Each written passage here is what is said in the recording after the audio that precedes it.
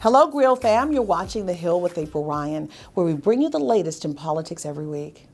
Many U.S. politicians and leaders are planning trips to Africa in an effort to strengthen ties between the U.S. and African nations. This week, I spoke with actor Idris Elba, his wife Sabrina, and Environmental Protection Agency Administrator Michael Regan about their upcoming trip to the continent to promote climate change. I also chatted with the Elbas exclusively about their plans to build film studios throughout Africa. You know, I know that people are often wondering, what does Africa and America, why does America want to strengthen ties with Africa? Well, you know, the largest community of the diaspora is in America. It's also in Europe. And so that connection between America and Africa has already started on country. So I think it's important to now hear the voices of the diaspora, not only in country, but also on the continent, and find ways to strengthen them. So tell me what you are anticipating and what you hope for to come from the studio out of Ghana. Thank you for asking that, because, you know, entertainment, creative arts, that's my lane. You know, I leave the environment to my wife. But the truth is, you know, creative industries have a big part to play in all of this, because the narrative needs to be sort of really clarified, especially around Africa, and owned. Yeah.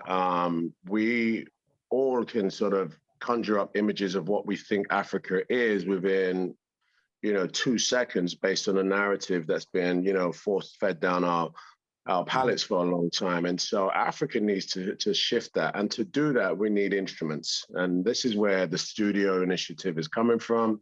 I'm hoping to build a network of studios, a network of educative hubs, a network of cinemas, which, we at home have, but in Africa, they aren't abundant. On Tuesday, former UN Ambassador Nikki Haley announced her bid for the White House. I spoke with Lauren Leader, co-founder and CEO of All In Together, who told me that the conservative politician will face many challenges during Haley's run for office. In 2020, you had 6 women running. They couldn't get coverage. It was like this benign neglect in the media that basically no one wrote about them. And when they did, the words that they used were overwhelmingly negative.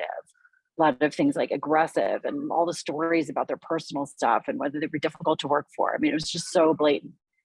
And then you had Kamala, and the amount of bias that has been lobbed against her. And I want to talk more about that, actually. And then now you have a woman of color running on the Republican side in a field where the only declared candidate running against her is perhaps the most sexist, racist candidate, former president in history. So what is she going to face? I recently spoke with Frederica Newton, the widow of Black Panther Party co-founder Huey P. Newton, about the political divide in Congress and the issues she would like to see Congress tackle this year.